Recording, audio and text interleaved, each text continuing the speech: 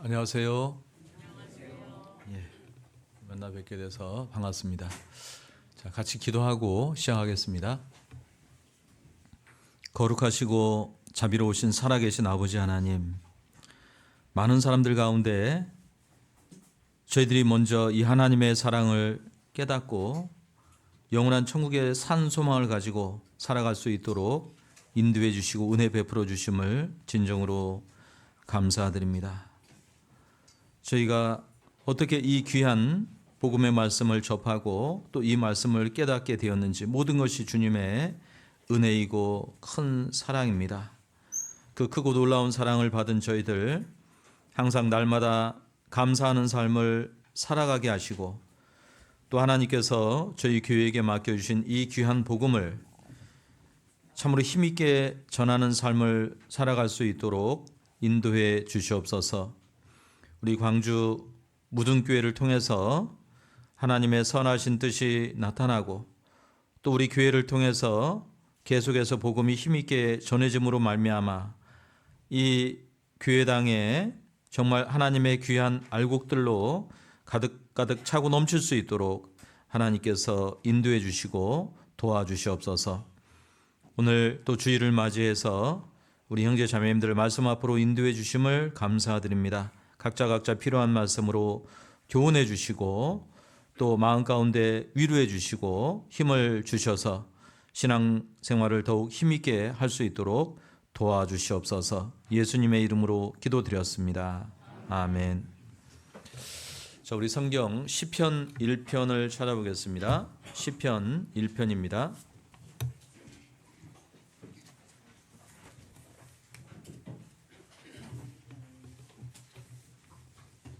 시편 1편 1절 말씀부터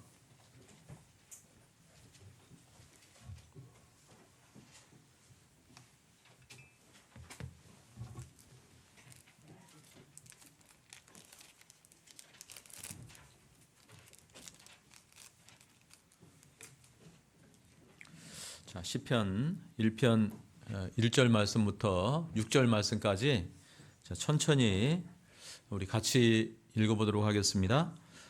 복 있는 사람은 악인의 꾀를 좇지 아니하며 죄인의 길에 서지 아니하며 오만한 자의 자리에 앉지 아니하고 오직 여호와의 율법을 즐거워하여 그 율법을 주야로 묵상하는 자로다.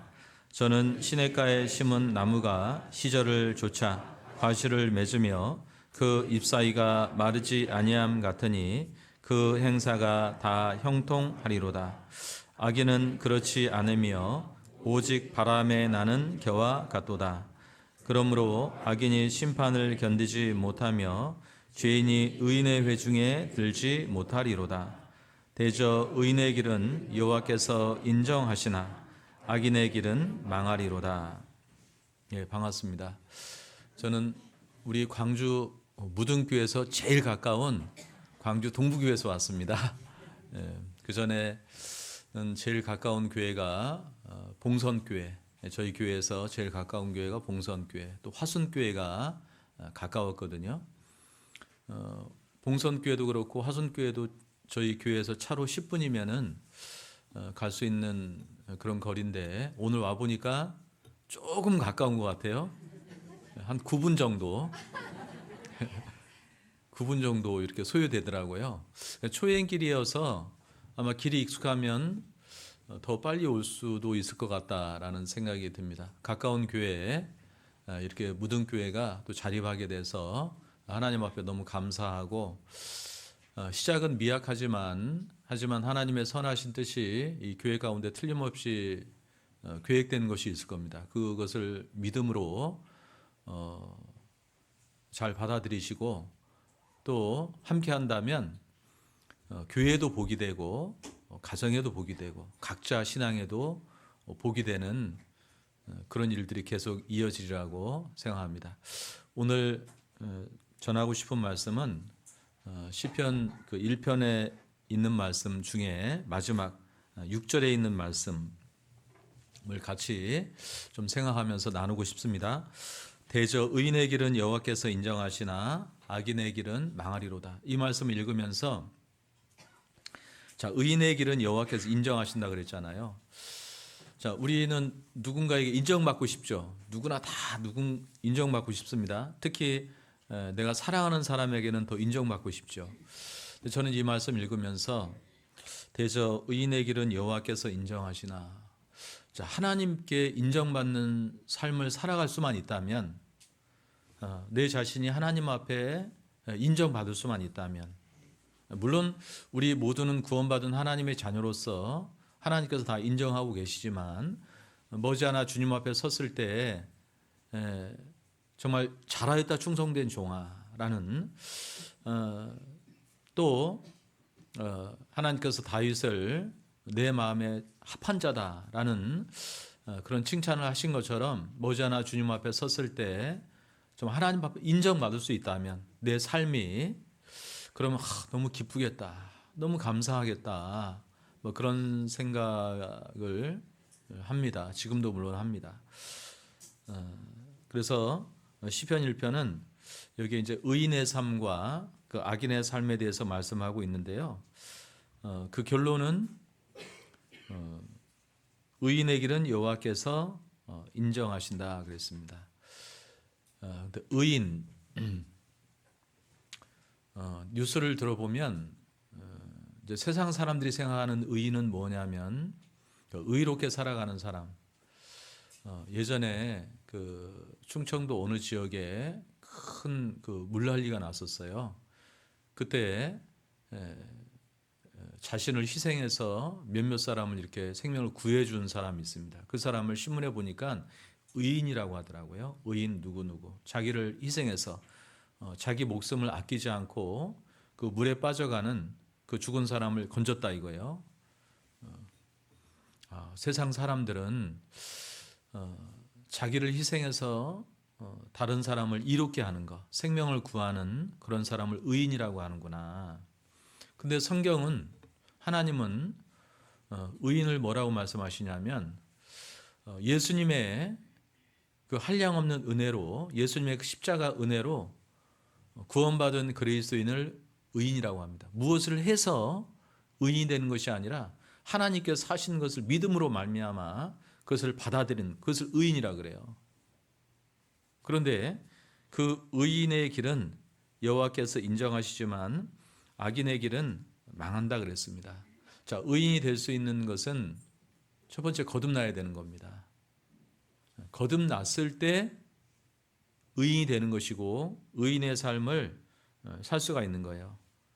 자, 그런데 의인의 길이라고 하는 것은 삶이지 않습니까?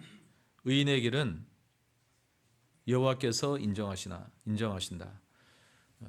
우리 구원받은 그리스도를 하나님께서 다 지켜보고 알고 계시지만 하나님 앞에 섰을 때 그 인정받는 삶이 있고 인정받지 못하는 그런 삶이 있습니다. 그래서 오늘은 자, 하나님 앞에 그 인정받는 자들은 누구인가? 과연 우리가 잘 알고 있지만 하나님 앞에 인정받는 그런 삶이라고 하는 것은 과연 무엇인가?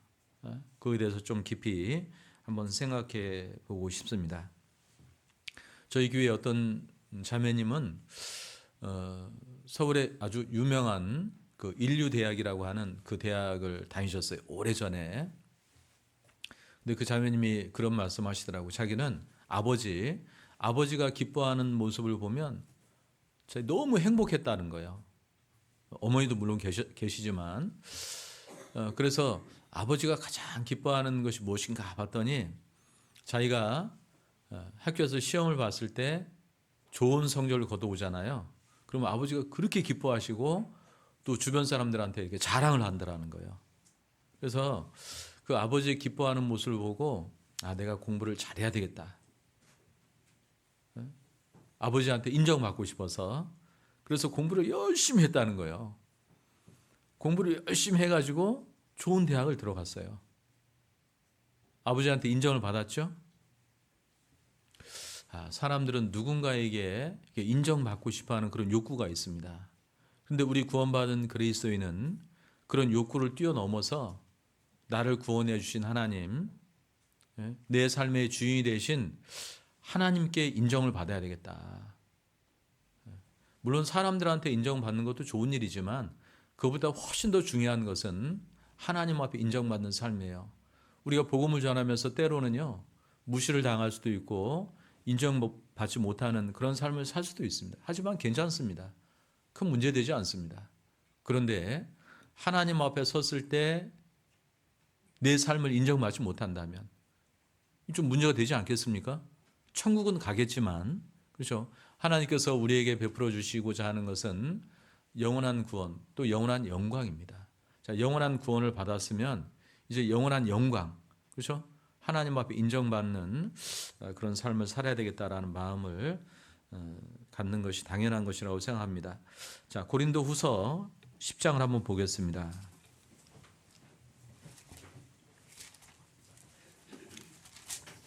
고린도후서 10장 18절 말씀입니다.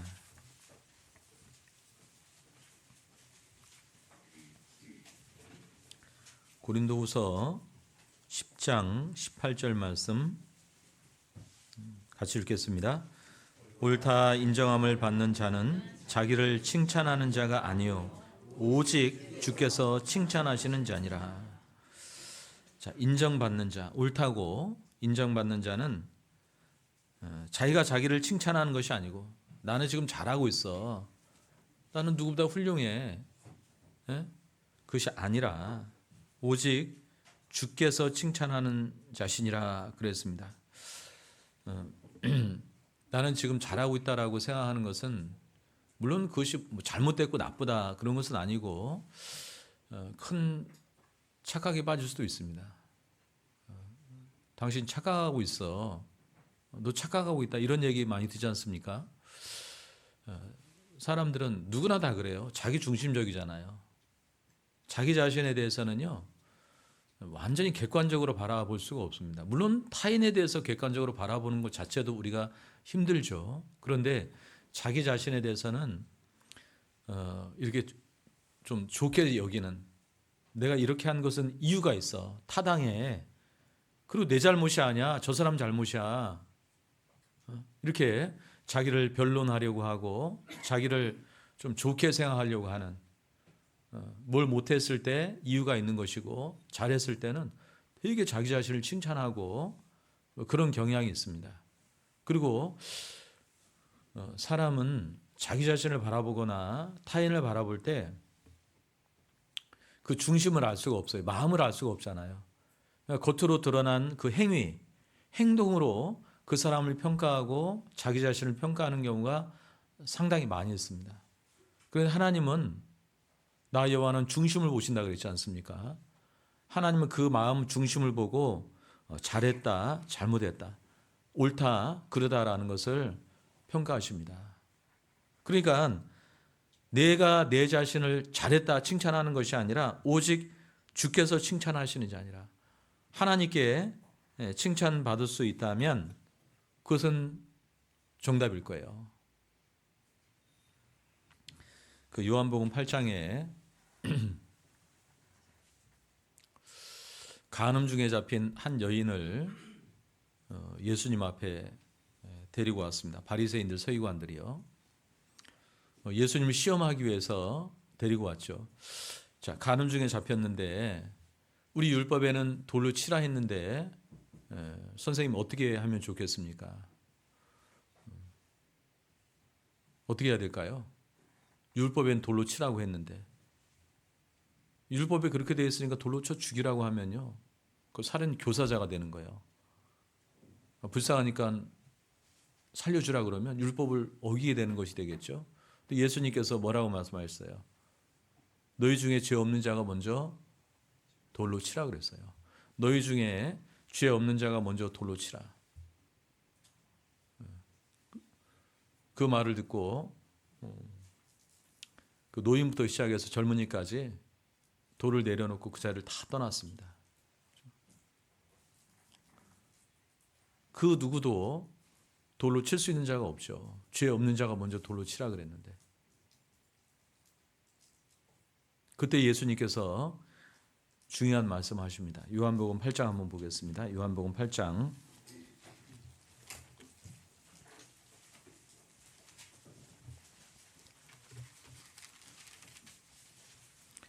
8장 15절 말씀입니다.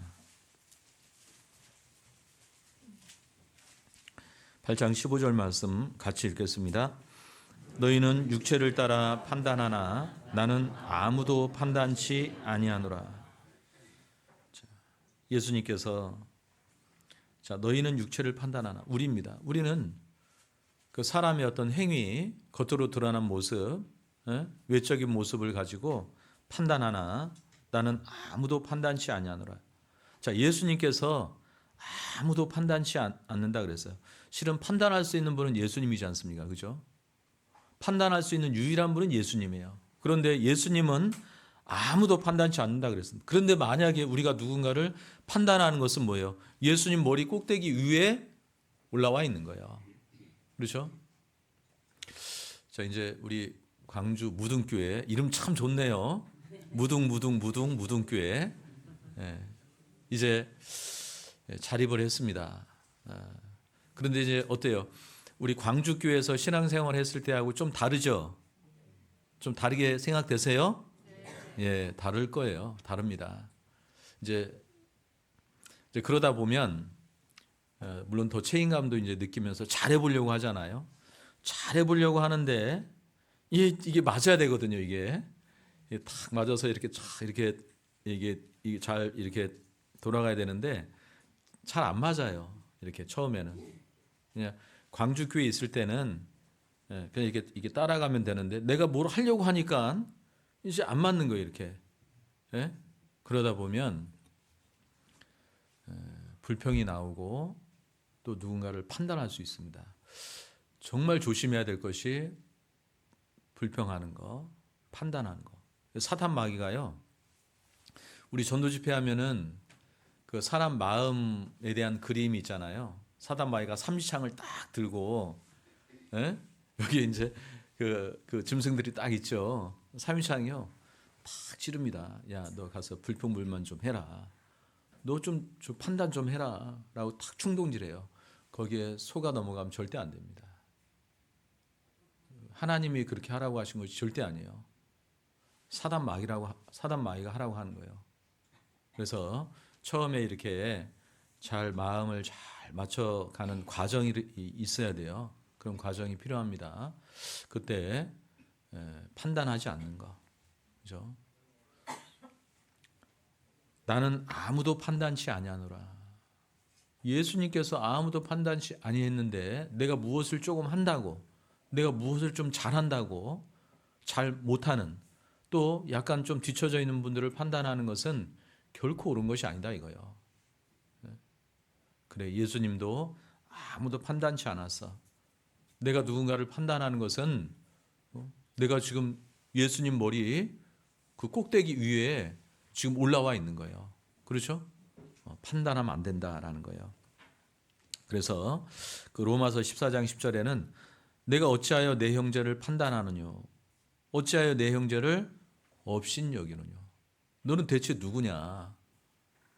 예수님의 피값을 주고 산 하나님의 귀한 자녀인데 너는 대체 누구길래 내가 어찌하여 내 형제를 판단하느냐, 내가 어찌하여 내 형제를 업신여기느냐.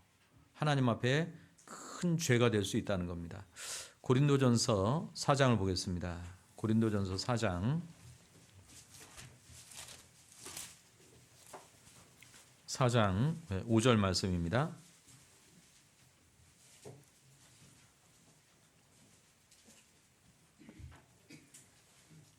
고린도전서 4장 5절 말씀 같이 읽어보겠습니다. 그러므로 때가 이르기 전 곧 주께서 오시기까지 아무것도 판단치 말라. 그가 어둠에 감추인 것들을 드러내고 마음의 뜻을 나타내시리니 그때 각 사람에게 하나님께로부터 칭찬이 있으리라. 아무것도 판단치 말라. 판단하시는 분은 오직 주님이십니다. 그리고 각 사람에게 하나님께로부터 칭찬이 있으리라. 지금은 판단할 때가 아니라 우리 신앙생활 열심히 해야 될 때예요. 하나님 앞에 서는 그날 하나님께서 우리를 판단하실 거예요. 그때 각 사람에게 하나님께로부터 칭찬이 있으리라. 자, 하나님 앞에 인정받는 삶을 살아야 되는데 그 로마서 16장에 보면 그 사도 바울의 동역자로 인정된 자들의 이름이 기록되어 있죠.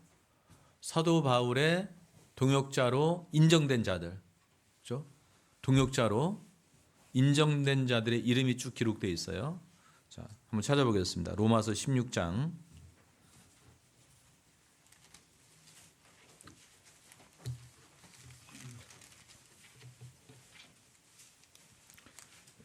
자, 그 중에서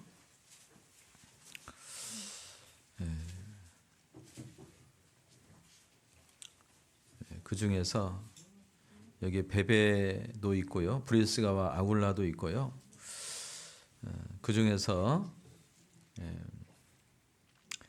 로마서 16장 10절 말씀 읽어보겠습니다. 그리스도 안에서 인정함을 받은 아벨레에게 문안하라. 아리스토블로의 권속에게 문안하라. 이게 여러 동역자들의 이름이 쭉 기록되어 있는데 10절에 자, 그리스도 안에서 인정함을 받은 아벨레라는 사람이 등장합니다. 그런데 이 아벨레에 대해서는요, 이 로마서 16장 10절 이외에는 없어요. 딱 한 번 등장해요. 로마서 16장 10절에 이 아벨레라는 사람이 딱 한 번 등장합니다. 이 아벨레에 관한 그 문헌도 없어요. 내용도 없어요. 그런데 자, 그리스도 안에서 인정함을 받은 아벨레라고 되어 있어요. 그리스도 안에서 인정을 받는, 분명히 아벨레는 정말 사도 바울의 동역자로 힘써 행하는 그런 삶을 살았을 거예요. 자, 그런데 이제 아벨레라는 이름의 뜻이 있어요. 그 아벨레라는 이름의 뜻이 특색 또는 표출이란 뜻이에요. 표출, 특색, 좀 특별한, 또 표출, 이런 뜻이에요. 우리도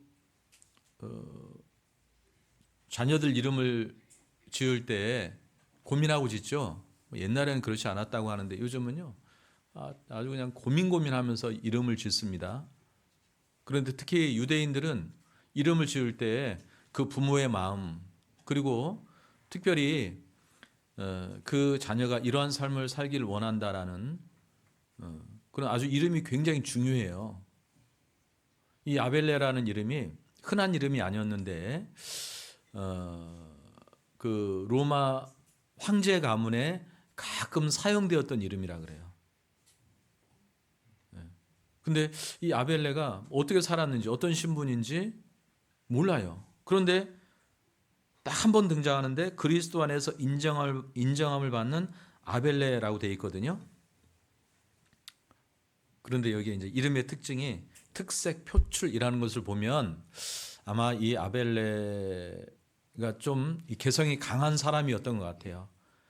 그리고 자기 자신을 드러내기를 원하고 또 자기 주장이 강하고, 그렇죠? 좀 나쁘게 얘기하면 좀 고집이 세고, 그렇죠? 좀 화합할 줄 모르는 그런 사람이었던 것 같아요. 그 이름만 보면은. 근데 여기에 자, 인정함을 받은, 인정함이라고 하는 헬라어는 자, 도키몬이라는 단어를 사용하거든요. 인정함이라는 그 단어 뜻이 원래 그 원 단어가 도키몬이라는 단어를 사용하는데, 도키몬이라는 그 뜻이 어떤 뜻이냐면 극한 시련을 통과한 자, 그런 뜻이에요.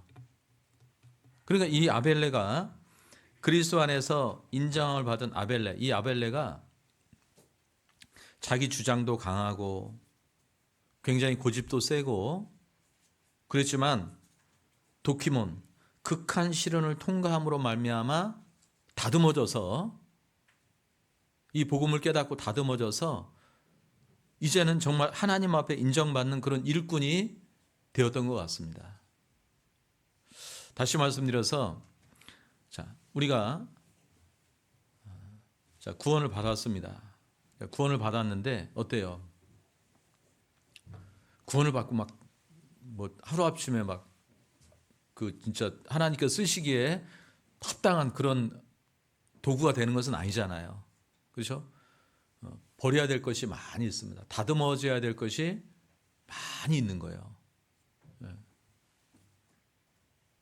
그런데 이 아벨레는 그냥 시간이 지나서 좀 다듬어진 것이 아니라 극한 시련을 통과해서, 다듬어져야 될 것이 많이 있었던 것 같아요. 막 너무나 고집이 세고 막 너무나 주장이 강하니까 극한 시련을 통과해서 드디어 하나님 앞에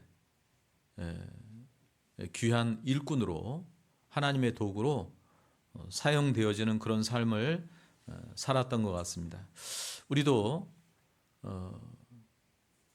이제 교회 가운데 이제 주님의 일을 한다라고 하는 것이요,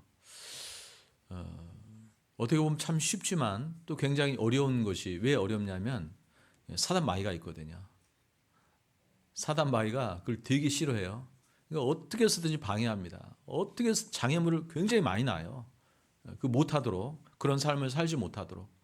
근데 그것을 이제 뛰어넘어야 되는데, 자, 극한 시련을 통과해서 하나님 앞에 그 일꾼으로 인정함을 받은 그 아벨레처럼 우리도 구원받고 같이 주님의 몸된 교회 안에서 같이 신앙생활을 하기 위해서요, 시련이라고 하는 것이 있죠. 고난이라고 하는 것이 있습니다.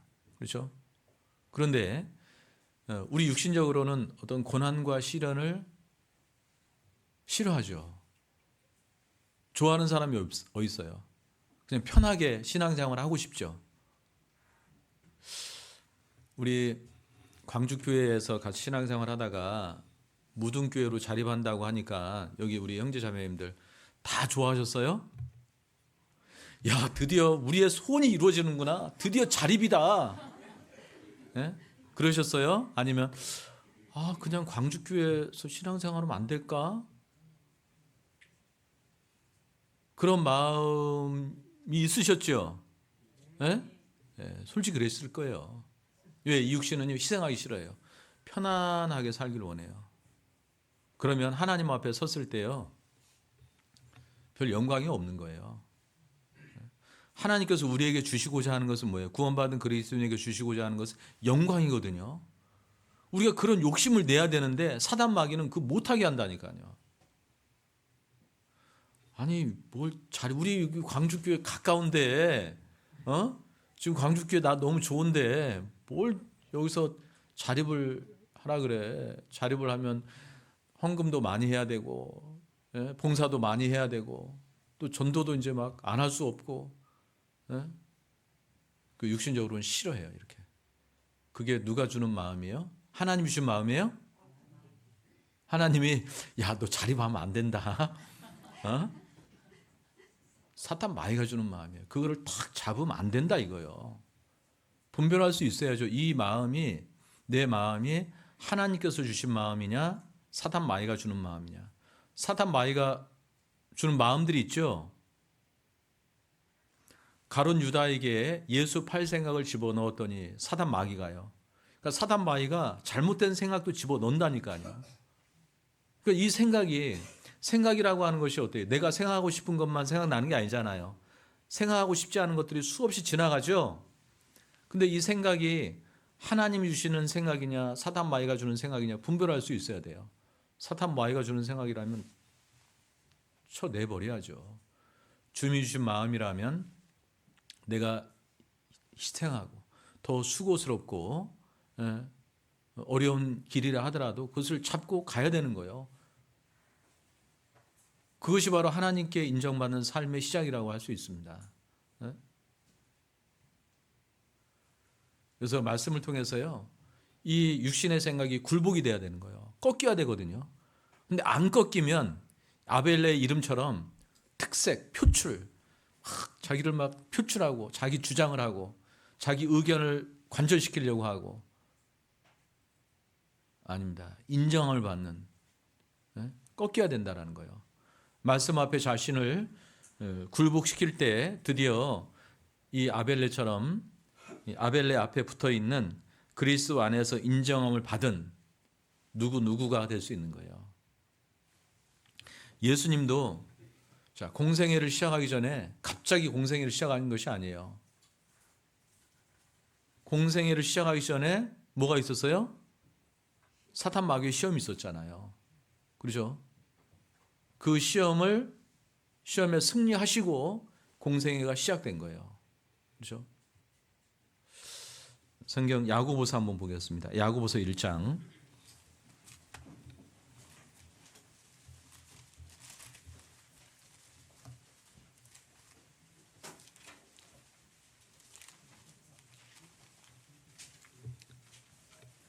야고보서 1장 12절 말씀입니다. 12절 말씀 같이 읽어보겠습니다. 시험을 참는 자는 복이 있도다. 이것이 옳다 인정하심을 받은 후에 주께서 자기를 사랑하는 자들에게 약속하신 생명의 면류관을 얻을 것임이니라. 시험을 참는 자는 복이 있다 그랬습니다. 그런데 우리 육신은 그런 거 참기 싫어해요. 회피하고 싶어요. 도망가고 싶어요. 그렇죠? 네? 시험을 참는 자는 복이 있다. 이것에 옳다 인정하심을 받는 후에 주께서 자기를 사랑하는 자들에게 약속하신 생명의 면류관이 많죠. 우리는 하나님 앞에 옳다 인정함을 받은 후에 옳다 인정함을 받는 그 뜻은 이런 뜻이 있다 그래요. 어떤 뜻이냐면 광석을 용광로에 넣어서 순도 높은 철을 얻어내는 것과 똑같다는 거예요. 옳다 인정을 받는다라고 하는 것이. 더 쉽게는 우리가 순은을 얻었을 때 어떻게 해요? 그냥 땅에서 캐면 순금, 순은이 아니잖아요. 그것을 용광로, 높은 불에 집어넣지 않습니까? 그럼 찌꺼기가 다 재해지고 순도 높은 금과 은이 만들어지는 거예요. 얻어낼 수 있는 거예요. 그런 것처럼 옳다 인정함을 받는다라고 하는 것은 이 세상 가운데 살아가면서 하나님 보시기에 합당치 못한 생각들, 합당치 못한 삶의 그 모습들, 습관들, 잘못된 습관들이 있는 거예요. 근데 하나님께서는 그 모습을 가지고는 쓸 수 없으니까 인정함을 받기 위해서는 극한 시련을 통과시키는 것처럼 그런 과정을 하나님께서 허락하십니다. 그래서 고난이 왔을 때 이제 생각해 봐야 되겠죠. 이것이 징계인가? 징계를 통해서 받는 고난인가? 생각해 봐야 되고요. 아무리 생각해도 징계가 아닌 것 같다. 그러면요. 그것을 잘 참고 견뎌야 돼요. 그럼 하나님께서 반드시 좋은 것을 주십니다. 그런데 이제 그 고난을 싫어하는 사람들이 있어요. 피해 다니잖아요. 예? 이렇게 피해 다녀요. 또 주저앉는 사람도 있고요. 그런 사람들의 신앙은 아무리 시간이 지나도 똑같아. 아니, 똑같지 않아요. 오히려 위험해질 수 있습니다. 왜 위험해지느냐? 말씀은 많이 들어서 머리는 굉장히 커져 있어요. 머리는. 뭘 해야 되는지는 알아. 머리는 커져 있는데 그 고난을 통과한 적이 없으니까 몸집은 굉장히 작은 거예요. 마치 이런 거예요. 머리는 크고 근육이 거의 없는 사람. 그렇죠? 빼짝 마른 사람. 근력이 없는 사람. 그런 사람과 똑같아요. 넘어지겠죠? 자, 하나님께서 인정받은 하나님 앞에 인정받은 몇몇 사람들에 대해서 한번 살펴보겠습니다. 먼저 욥기입니다. 욥기 1장.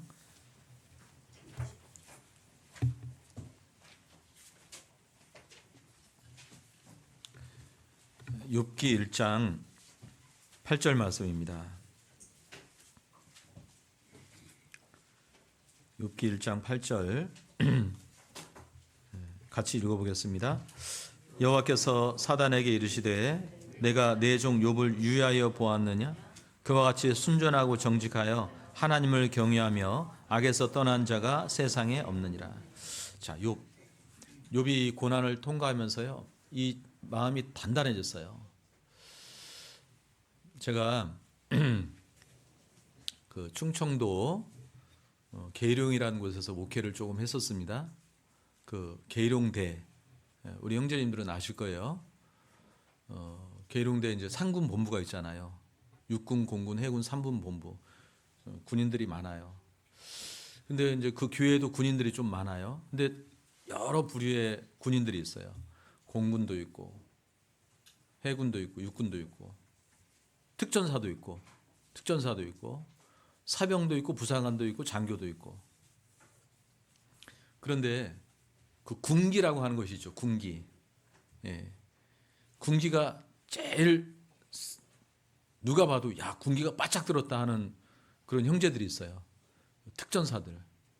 그 계룡대 주변을 지키는 특전사 있어요. 그 형제님은 어디 그 옆에 이제 산에 그 청년들하고 같이 이제 그 토요일 날 산행을 가면 슬리퍼를 신고 오더라고. 그래서 좀 신발이 없어요. 그랬더니 목사님 이 산이 제가 밤에 우리 훈련하면서 뛰어다니는 산입니다. 눈 감고도 다니는 산입니다. 그러더라고요. 다른 형제들은 막 헉헉헉거리고 올라오는데 거긴 진짜 막 뛰어다녀. 슬리퍼 신고. 그리고 군기가 확 들어서 눈이 반짝반짝 빛나요.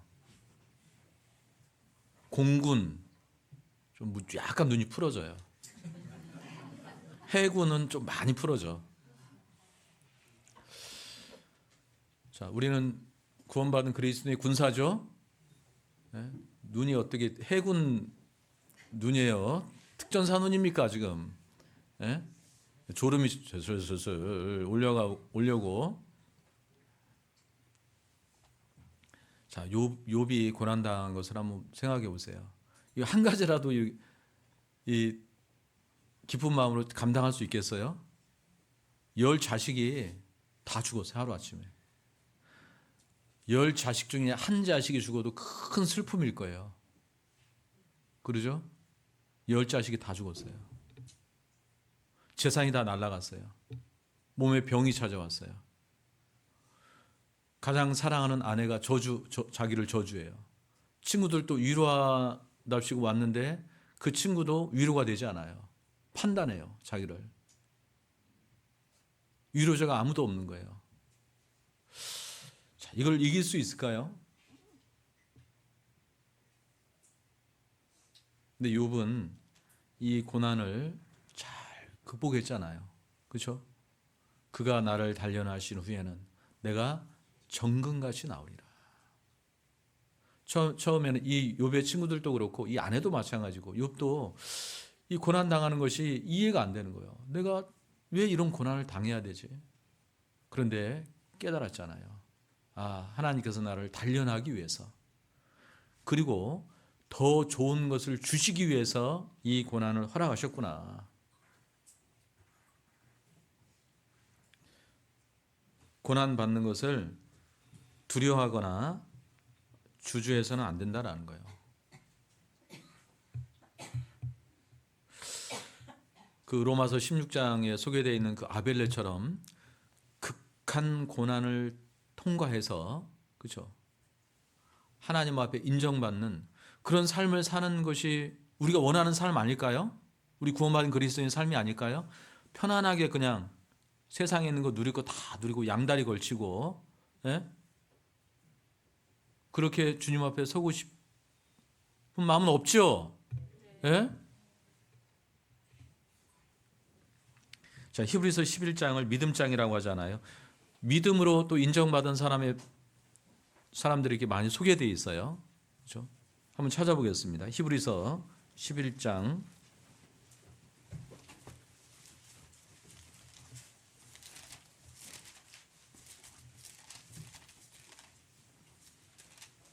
11장 1절 말씀 먼저 보겠습니다. 1절.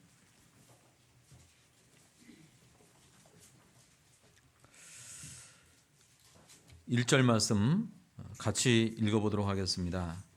믿음은 바라는 것들의 실상이요 보지 못하는 것의 증거니. 자, 믿음은 바라는 것의 실상이라 그랬습니다. 우리 형제자님들 우리 광주 무등교회 자립하면서 믿음이 있을 거예요. 하나님께서 반드시 선한 길로 인도해 주실 것이다. 그리고 이 교회에 더 많은 그 영혼들이 근데 제가 보니까 금방 찰 것 같아요. 자립하면 하나님께서 생명을 전도할 사람들 보내주십니다. 제가 처음에 목회를 나가는 데가 제주도거든요. 제주도인데 여기 굉장히 많네, 식구가. 갔는데 식구가 한 18명 정도 된다고 하더라고요. 18명? 괜찮겠지 하고 갔어요. 처음 가서 이제 딱 그 식당에서 이렇게 그 전복죽 먹으면서 첫 만남을 했어요. 한 20여 명 정도가 나온 것 같아요. 나왔는데 형제님 3명, 봉사 형제님 3명이에요.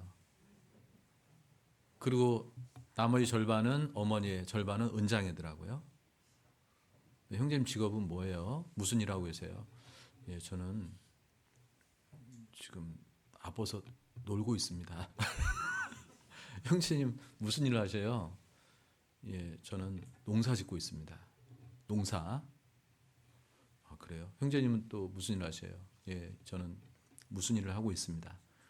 월 소득 있는 분이 한 분도 없네. 월 소득이 있는 분이 한 분도 없어요.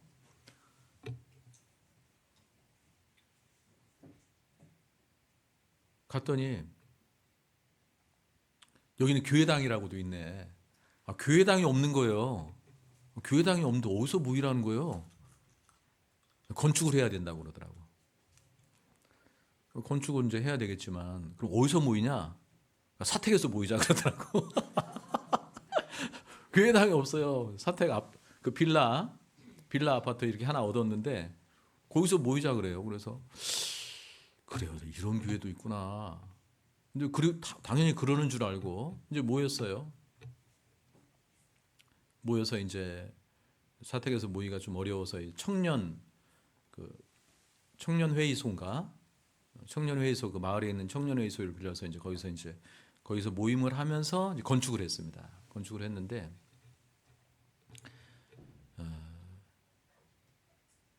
참 감사했죠. 건축을 이제 딱 하고 이제 입당식을 딱 했어요. 너무 은혜로웠죠. 입당식을 마치고 태풍이 불어왔어요. 나리 태풍이라고 들어보셨나 모르겠네. 교회당 건축을 이렇게 했습니다. 태풍이 불어왔는데 지붕이 날아가 버렸네. 네? 그 이제 슬랍으로 이렇게 하려고 했는데 그 제주 그 시에서 이렇게 그 지붕을 안 씌우면 허가를 안 해줘요. 그 제주도는 그 경관심이라고 하는 것이 있더라고요. 건축 허가보다 먼저 받아야 될 것이 경관심이. 경관심이 통과되면 건축 허가가 안 나. 그 경관심이가 이게 붉은색으로 삼각형 지붕을 해야 된다는 거예요. 그래서 돈도 없는데 그때 3천만 원 들여가지고 지붕을 씌웠잖아요. 근데 그게 날아가 버렸어요. 어떻게 했어요? 마음이.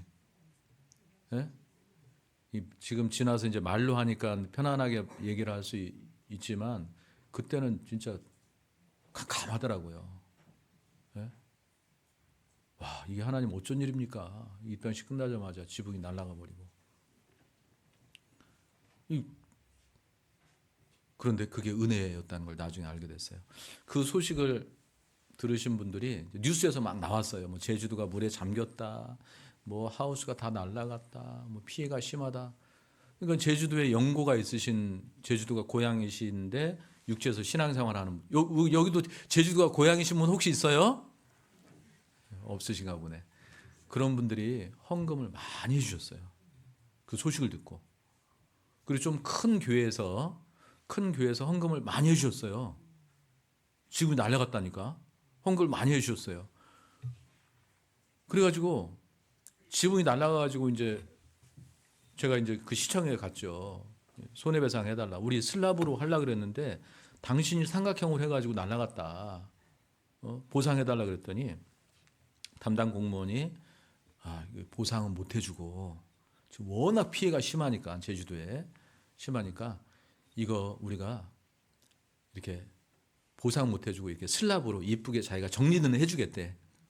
그래가지고 이제 이렇게 잘 이쁘게 해놨더라고요. 정리를 해주고 헌금을 받아가지고 건축하면서 빚을 많이 졌거든요. 그 빚이 한 40%가 탕감이 됐어요. 얼마나 헌금을 많이 주셨는지. 은혜예요, 아니에요? 은혜죠. 그런 일들이 있다니까요. 여기도 그런 일들이 있을 거예요. 날아가진 않지만 이 집은 뭐 날아갈 것도 없네. 날아가진 않지만 하나님의 선하신 계획이 있다는 걸 믿으셔요. 그 힘내십시오. 뭐 힘 빠진 것도 아닌 것 같지만 어쨌거나 좋은 일이 있을 거예요. 하나님 앞에 인정받는 그런 삶의 기회가 있을 겁니다. 자, 믿음은 우리 눈에 지금 보이지 않지만 하지만 바라는 것들의 실상이라 그랬잖아요. 지금 보이지 않지만 우리가 소망하고 믿고 있는 것이 이루어진다니까요. 이제 머지않아 주님 앞에 서면 우리 주님을 얼굴과 얼굴을 대하여 볼 것이고 하나님께서 약속하신 우리가 눈으로 보지 못했던 그 약속을 실제 얻게 되는 그런 일들이 있을 겁니다. 6절 말씀입니다. 11장 6절에 같이 읽겠습니다. 믿음이 없이는 기쁘시게 못하나니 하나님께 나아가는 자는 반드시 그가 계신 것과 또한 그가 자기를 찾는 자들에게 상 주시는 이심을 믿어야 할지니라. 상 주시는 이심을 믿어야 할지니라. 영혼 구원에 대한 그 믿음이 있어야 되겠고, 그리고 장차 이 교회 가운데 내가 수고하고 헌신하는 것에 대해서 사람한테 인정 안 받아도 됩니다. 인정받으려고 할 필요 없어요. 하나님께서 인정해 주시고 하나님께서 반드시 갚아주신다라는 그런 그 믿음을 가지고 있어야 돼요. 자, 믿음의 조상이라고 하는 아브라함에 대한 말씀도 있죠. 8절 말씀입니다. 믿음으로 아브라함은 부르심을 받았을 때에 순종하여 장래의 기업으로 받을 땅에 나아갈새 갈 바를 알지 못하고 나갔으며, 아브라함은요 갈대아 우르에서 잘 살고 있었어요. 잘 살고 있는데 갈대아 우르에서 가나안 지역까지 거리가 약 2,000km 된다 그래요. 2,000km. 아브라함이 가보고 여기 살만한 곳이다 하고 간 것이 아니에요. 갈 바를 알지 못하고 하나님의 그 약속을 믿고 간 거예요. 그 말이 2,000km죠. 대부분 사막 지역이잖아요. 그렇죠? 사막 지역. 그 나무가 없는 또 산악 지역이에요. 믿음을 가지고 간 거예요. 아니 그냥 갈대아 우리에 그냥 우리 있으면 그냥 우리 편안하게 잘 먹고 잘 살 수 있는데 왜 가나안 땅으로 가자 그래? 아니 그냥 우리 광주 교회에 그냥 있으면 그냥 신앙생활 편안하게 잘 할 수 있을 것 같은데 뭘 또 무등 교회로 자립하자 그래? 에? 그런데 하나님의 뜻은 그게 아니지 않습니까? 아브라함은 그 약속을 믿고 간 거예요. 그 갈대아 우리에서 나왔습니다. 만약에 갈대아 우리에서 계속 있었으면 살았으면 어떻게 되겠어요? 그냥 살다 죽은 거예요. 그런데 하나님의 약속을 믿고 순종함으로 가나안 땅에 갔습니다. 믿음의 조상이 됐잖아요. 그 자손이 대대로 복을 받았잖아요. 하나님의 약속이 이루어진 것을 경험했지 않습니까? 그렇죠? 우리도 이 광주 무등교회에서 함께 복음을 전하고 함께 봉사하고 또 교제하는 그런 과정 중에 여러 가지 힘들고 어려운 일들도 있을 겁니다. 하지만 끝까지 함께 해야 돼요. 끝까지. 이스라엘 백성들이 애굽에서 400년 종생활하다가 가나안 땅으로 가지 않습니까? 그런데 날마다 일어난 기적이 있어요. 많은 기적과 같은 일들이 있었지만 날마다 일어난 기적이 있어요. 만납니다.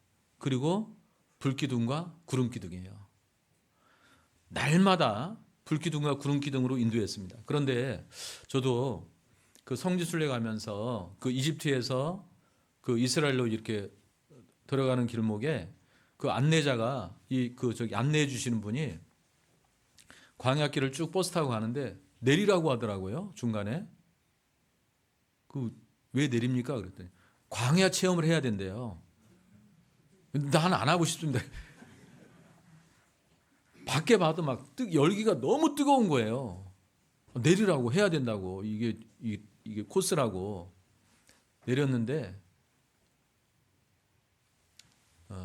그 봄 가을에는 한 20도 정도 된다 그래. 여름에는 40도가 넘어요. 근데 습도가 없기 때문에 나가면 우리나라에서 40도 그런 개념이 아니에요. 막 살이 따갑고 막 뜨거워요. 근데 그런 길을 그런데 놀랍게 그늘에 가면 더 시원해. 바람이 불기 때문에. 거기에 그늘이 없는 곳을 한 30분도 못 걸어갈 걸요.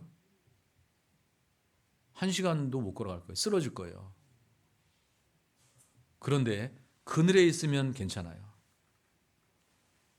장정만 60만인데 그 이스라엘의 모든 사람들이 약 200만 정도 이상으로 200만 정도로 추정해요. 그럼 그 200만 정도의 사람이 광야길을 통과하는데 조금 구름이 있으면 되겠어요? 그렇죠?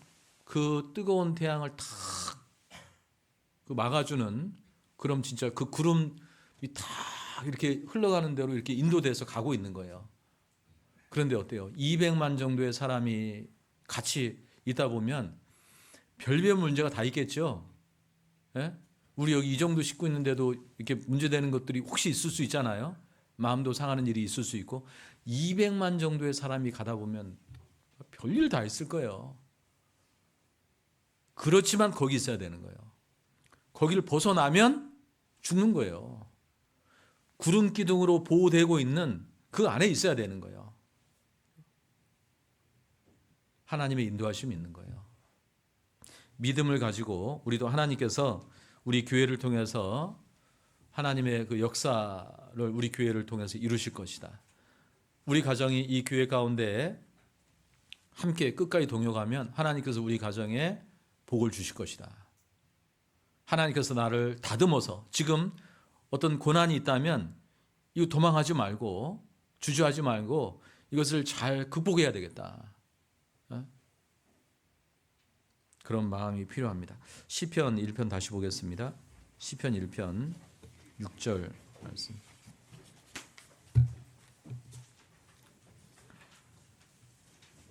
시편 1편 6절 말씀 같이 읽어보겠습니다. 대저 의인의 길은 여호와께서 인정하시나 악인의 길은 망하리로다. 자, 오늘은 하나님께 인정받는 자라는 주제로 말씀을 전하고 있습니다. 하나님께 인정받기 위해서는 먼저 거듭나야 됩니다. 그렇죠? 거듭나지 않은 사람에게 하나님의 뜻을 분별해야지, 하나님 기쁘신 그 일을 해야지 아무리 얘기해도요 그 이해가 안 되는 거예요.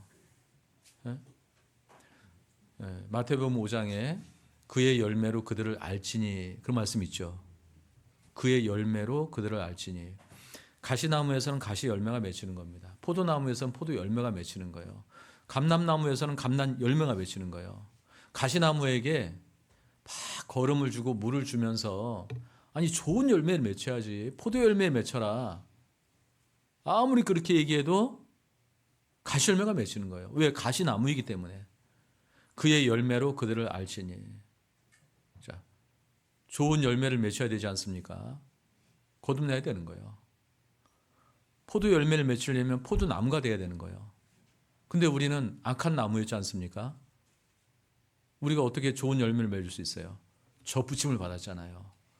예수 그리스도에게 본성을 거스르는 거기서 배임을 받아서 예수 그리스도에게 접붙임을 받은 자지 않습니까? 우리가. 그러니까 좋은 열매를 맺을 수 있는 거예요. 그래서 하나님께 인정받는 삶을 살기 위해서는 이렇게 살아야 돼, 교제에 나와야 돼, 전도해야 돼, 이것이 아니라 먼저 그 영혼이 거듭났는지, 내가 거듭났는지 그 문제를 확실히 해야 된다는 거예요. 그리고 이제 거듭났다라고 하는 것은 에베소 2장에 보면은 성령으로 인치심을 받은 자 되었느니라. 그죠? 하나님께서 이제 너는 내 거다라고 하고 도장을 탁 찍었어요. 그리스도인이라고 하는 것은 뭐예요? 그리스도의 사람, 그리스도의 소유된 사람이라는 거예요. 너는 내 거다. 그 증거로 성령을 우리 마음 가운데 주셨습니다. 그래서 성령의 열매가 맺히는 거예요. 우리 성령이 계시기 때문에. 자, 그러면 그전에는 내가 내 삶의 주인이었는데 이제 성령께서 내 마음 가운데 계시기 때문에 기본적으로 구원받은 그리스도인은 옳고 그른 것을 신앙적으로 분별할 수 있습니다. 이렇게 기본적인 것을 분별할 수가 있어요. 아, 이것은 하나님께서 기뻐하는 거야. 아, 이거 하나님께서 싫어하는 거야. 이건 내가 좋아하는 거야. 내 육신이 좋아하는 거야. 하지만 하나님은 싫어하는 거야. 이건 사탄이 주는 거야. 사탄 마귀가 주는 생각이야. 그걸 기본적으로 분별할 수 있습니다. 분별할 수 있어야지 하나님께 인정받는 삶을 살 수가 있을 거예요. 디모데후서 2장을 보겠습니다. 디모데후서 2장.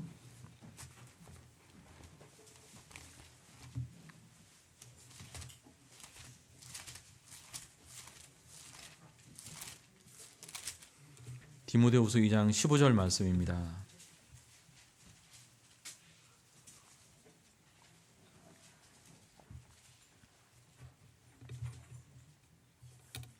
디모데후서 2장 15절 말씀 같이 읽겠습니다. 내가 진리의 말씀을 옳게 분별하며 부끄러울 것이 없는 일꾼으로 인정된 자로 자신을 하나님 앞에 드리기를 힘쓰라 그랬습니다. 자, 부끄러울 것이 없는 일꾼으로 인정된 자로, 그러기 위해서는 먼저 내가 진리의 말씀을 옳게 분별하며 그랬습니다. 올바로 알아야 잘못된 것도 찾아낼 수 있고요. 올바로 알아야지 성령의 뜻인지 사단 마귀의 뜻인지 알 수가 있습니다. 사단 마귀가 사람을 속이고 넘어뜨린 그 기간은 6,000년 이상입니다. 그렇죠? 6,000년 이상의 노하우가 쌓여 있는 거 지금. 예수님도 시험했잖아요. 우리 시험하지 않겠습니까? 많은 일꾼들을 시험해서 넘어뜨렸어요. 네? 나는 구원받은 지 몇 년 됐고 나는 다 알고 있어. 그렇지 않습니다.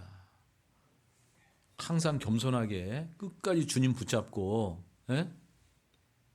깨어있지 않으면 넘어지진 않더라도 잘못된 길로 갈 수 있다니까요. 하나님께서 기뻐하지 않는 길을 갈 수가 있다니까요.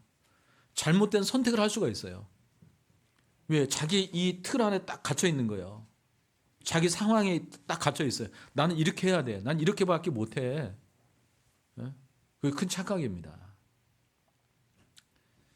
그래서 진리의 말씀을 옳게 분별하며, 하나님, 제가 하나님의 뜻을 올바로 분별할 수 있도록 하나님 저에게 지혜를 주세요. 제가 어떤 것을 선택할 때 내 육신적인 선택을 하지 않도록 급하게 선택할 거 없어요. 잘 모르겠거든 기도해야 됩니다. 잘 모르겠거든 상담해야 돼요. 그래서 작은 것이라도 손해보는 선택, 잘못된 선택을 하지 않도록, 그렇죠? 좋은 선택을 하도록 조심해야 되는 거예요. 신앙생활은 조심해야 됩니다. 그냥 막 이렇게 하는 게 아니에요. 왜요? 이 귀의 머리는 예수 그리스도이시고, 그리고 사탄 마귀가 있기 때문에 그래요. 우는 사자같이 두루다니며 삼킬 자를 찾나니. 이 세상에 이미 사단 마귀에게 삼킨 자들인데 이 교회 안에 두루두루 다니면서요 삼킬 자를 찾습니다. 넘어뜨릴 자를 찾는 거예요. 분별해야 됩니다. 그 다음에 너희 자신을 인정된 자로 자신을 하나님 앞에 드리기를 힘쓰라 그러죠. 헌신된 삶이에요. 헌신이라고 하는 것은 훈련이 필요합니다. 구원받고 처음부터 막 헌신된 삶을 살아갈 수 있는 것이 아니에요. 훈련이 필요해요. 그리고 계기가 있어야 됩니다. 헌신할 수 있는 그런 계기. 절영지회라는 그런 단어가, 한자어가 있습니다. 절영지회, 각근을 끄는 모임이라는 그런 뜻이에요. 아마 아시는 분이 있을 거예요. 각근을 끄는 모임. 이게 여러 가지 버전이 있는데 주된 내용은 이런 거예요. 뭐냐면 춘추 시대에 초장왕 중국 춘추 시대에 초장왕 때의 일입니다. 많은 장수들의 그 헌신적인 그런 진짜 자기 목숨을 아끼지 않고 전쟁터에 나와서 싸움으로 말미암아 초나라가 큰 대승을 거뒀어요. 그래서 이 초장왕이요, 그 장수들을 다 불러가지고 연회를 베풀었습니다. 큰 잔치를 베풀었어요. 밤입니다. 그런데 이제 막 음식과 술을 이렇게 먹으면서 격려해주고 막 즐거운 시간을 보내고 있는데 갑자기 바람이 샥 불어가지고요. 그 전기가 없잖아요. 그때는 횃불로 다 이렇게 불을 밝히고 있는데 불이 촥 꺼져버린 거예요. 전부 다. 그 틈을 노려가지고 장웅이라는 장수가, 그 당교라고도 하더라고요. 당교. 근데 장웅이라는 장수가 초장왕이 가장 아끼는 그 애첩을 탁 이렇게 아는 거예요. 캄캄하니까. 근데 그 초정왕의 그 애첩이 당황했겠죠. 갑자기 밤에 캄캄한데 누가 자기를 아느니까. 그래서 그 사람의 이 가끈을 딱 끊어버렸어요. 가끈을 딱 끊어가지고 왕에게 갔어요.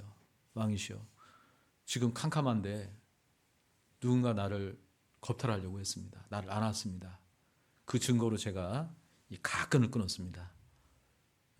다 불을 켜서 가끈이 끊어진 그 사람 죽이시라고, 그 사람이 범인이라고 얘기한 거예요. 초장왕이 그 얘기를 듣고 신하들한테 얘기합니다. 지금 여기 앉아 있는 사람들 모두 다 가끈을 끊어라, 그런 거예요. 자기 가끈을 다 끊는, 영문도 모르고 왕의 명령이니까 그 가끈을 다 끄는 거예요. 자기가 다 끊었어요. 불을 밝히기 전에 모두 다 가끈을 끊어라. 그리고 불이 탁 밝혀졌는데 다 가끈이 끊어져 있네. 누가 범인이에요? 자, 초장왕이요, 그 애첩도 사랑하지만 더 귀하게 여긴 것은 그 장수들이에요. 목숨을 아끼지 않고 전쟁터에 나가서 승리를 거둔 그 장수들. 자, 그 얘기를 듣고 이 장웅이라는 장수가 크게 결심한 게 있어요. 야, 내가 이렇게 술이 취해가지고 내가 실수를 범했는데, 내가 지금 당장이라도 내가 죽을 목숨인데 왕이 나를 살렸다. 결심한 게 있어요. 내가 내 남은 생애를 이 초나라를 위해서, 초나라 저 왕을 위해서 내 목숨을 바치겠다. 그래가지고요, 아무도 모르는데 전쟁이 있다 하면 제일 앞장서서 아주 용감하게 싸운 장수가 바로 장웅이란 장수예요. 근데 한 번은 큰 전투 때, 옛날에 왕이 직접 전투에 나갔지 않습니까?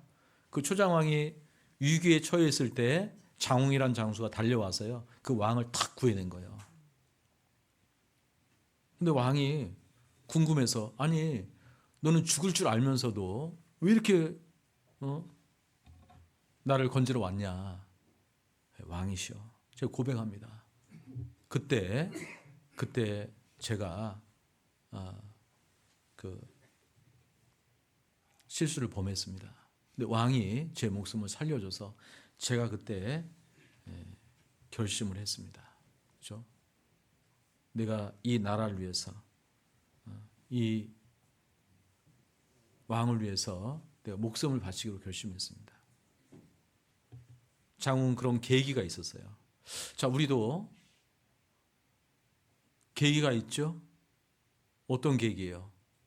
구원 받았을 때. 야, 나 같은 죄인을 살리기 위해 하나님께서 사람의 몸을 입고 이 땅에 오셔서 나를 대신해서 죽어주셨다. 그걸 깨닫는 순간 아마 대부분 그랬을 거예요. 내가 주님을 위해 살아야 되겠다.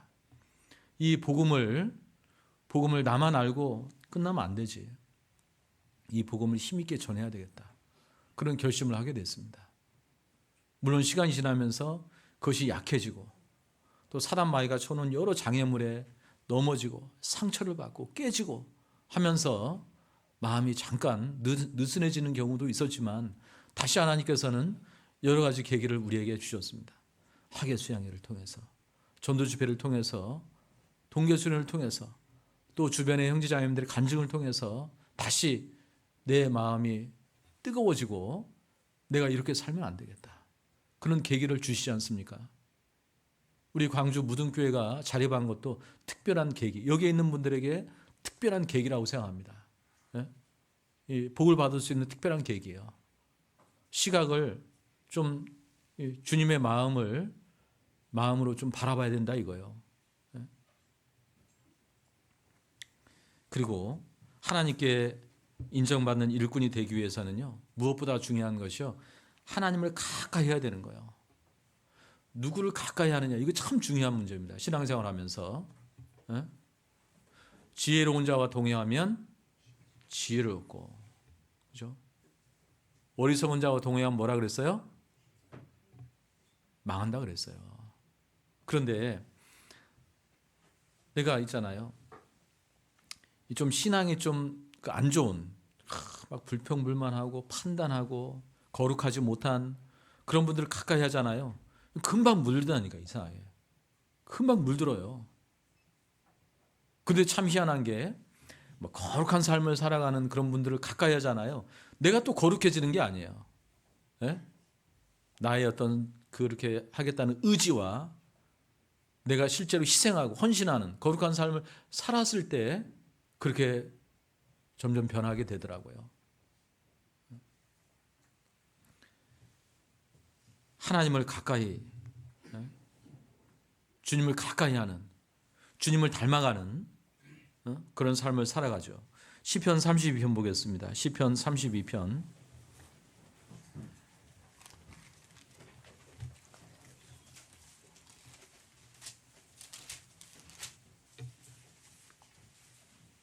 10절 말씀입니다.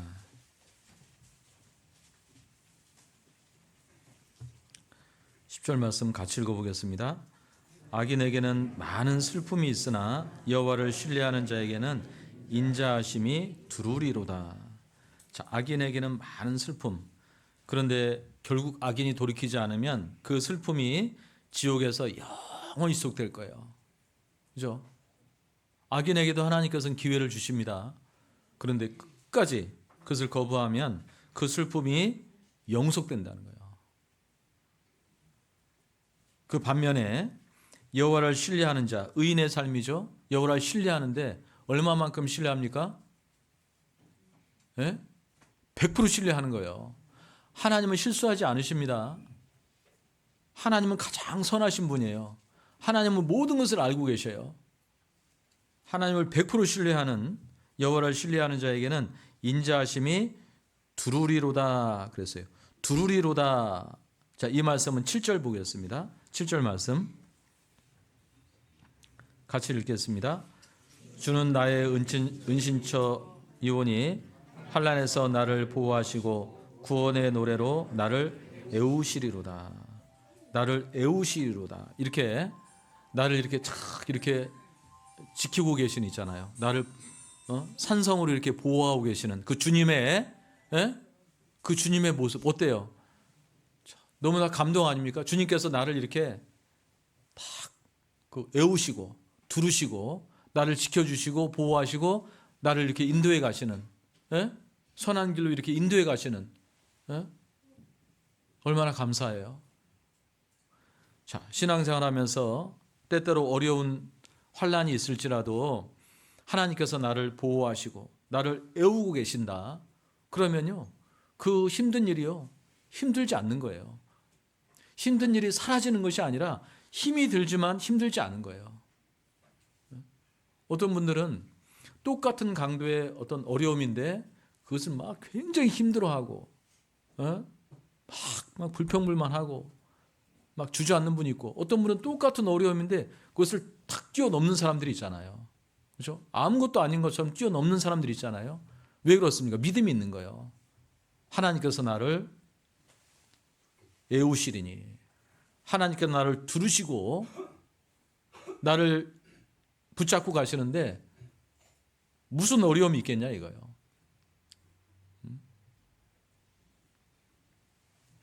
주는 나의 은신처이오니 환난에서 나를 보호하시고 환난에서 나를 보호하시고.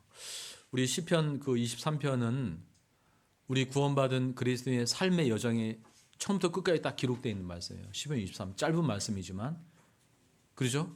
네? 여호와는 나의 목자시니 내가 부족함이 없으리로다. 여호와는 나의 목자시니 주님께서 나의 목자가 되시고 내가 주님을 따라가는 그런 삶, 복된 삶이에요. 그런데 이해가 안 되는 말씀이 4절 말씀에 보면은 내가 사망의 음침한 골짜기를 다닐지라도 여호와는 나의 목자신데 보통 길이 아니고 사망의 음침한 골짜기예요. 정말 죽을 것 같은, 도무지 이해가 안 되는, 도망가고 싶은 사망의 음침한 골짜기가 있다니까요. 우리 구원받은 그리스도인에게. 그런데 사망의 음침한 골짜기를 다닐지라도 해를 두려워하지 않을 것은 주께서 나와 함께 하신다. 사망의 음침한 골짜기를 다녀도 주님께서 나와 함께 하신다면 그게 사망의 음침한 골짜기가 안 되는 거예요. 주의 지팡이와 막대기가 나를 안위하신다. 안위라고 하는 것은 마음은 평화롭고 몸은 편안하고, 우리의 몸은 편안하고 마음은 평화롭고 그런 상태예요. 환경은 똑같아요. 사망의 음침한 골짜기지만 내 몸은 편하고 내 마음은 평화로운. 왜요? 주님이 나와 함께 하시기 때문에. 주님이 나와 함께 하신다는 그 믿음을 가지고 있기 때문에 그럴 수 있다는 거예요. 그리고 더 놀라운 말씀이 6절 말씀이에요. 더 놀라운 말씀이 나의 평생에 선하심과 인자하심이 정녕 나를 따르리니. 그렇죠? 놀랍지 않습니까? 나의 평생에 우리가 알지 못하고 있을지라도 나의 평생에 주님의 선하심과 인자하심이 정녕 나를 따르리니. 우리 이 교회를 통해서도 하나님의 선하신, 지금 우리 눈에 보이지 않아서 답답하고 암담할 때도 있지만, 하지만 하나님은 가장 선한 길로 우리 교회를 인도하신다니까요. 인도하시리니. 그리고 놀라운 말씀이 그 뒤에 있는 말씀이에요. 내가 여호와의 집에 영원히 거하리로다. 다른 게 뭐 필요 없어요. 내가 여호와의 집에 영원히 거하리로다. 이거 하나로 만족합니다. 그렇죠? 그 신앙의 어떤 그 여정은 다 다를 거예요. 하지만 결론이 중요하잖아요. 결론은 뭐예요? 내가 여호와의 집에 영원히 거하리로다. 천국에 영원히 거하는 그런 삶이 기다리고 있습니다. 옛날에는 10년이면 강산이 변한다 그랬어요. 그런데 3년 전에는 1년이면 강산이 변한다 그러더라고요. 그런데 지금은 6개월이면 강산이 변한다. 6개월이면. 이제는요, 하루에도 강산이 변해요. 무슨 일이 일어날지 모르는 그런 상황 가운데 우리가 살아가고 있습니다. 그렇죠? 시대를 분별하고 주님의 뜻을 분별하고 내가 다른 것은 몰라도 하나님 앞에 섰을 때 정말 그 인정함을 받는, 정말 잘했다, 수고했다, 그런 칭찬과 영광 받는 우리의 삶이 되었으면 좋겠습니다. 기도하겠습니다. 하나님 아버지, 정말 벌레와 같은 저희들을 사랑해 주시고 예수 그리스도 십자가 보혈로 하나님의 자녀 삼아 주셔서 정말 감사합니다. 그 크고 놀라운 은혜에 감사하고 또 이 은혜를 어찌 보답할 수 있을까? 주님 앞에 충성되고 헌신된 삶을 살아가게 하시고 주님 오실 날 너무나 가까운 이때에 정말 시간, 세월을 허비하지 않고 복음을 위해서 헌신하는 삶을 살다가 결국 주님 앞에 서는 날 우리 모두가 정말 칭찬과 영광을 받는, 하나님 앞에 인정받는 그런 삶을 살아갈 수 있도록 도와주시옵소서. 우리 광주 무등교회에 이제 자립해서 많은 일들이 계획되어 있습니다. 또 주님 오시는 그날까지 우리 광주 무등교회를 통해서 계속해서 새로운 영혼들이 구원받고 우리 형제 자매님들이 서로 사랑하면서 살아가는 아름다운 교회가 될 수 있도록 도와주시옵소서. 주 예수 그리스도의 이름으로 기도드렸습니다. 아멘.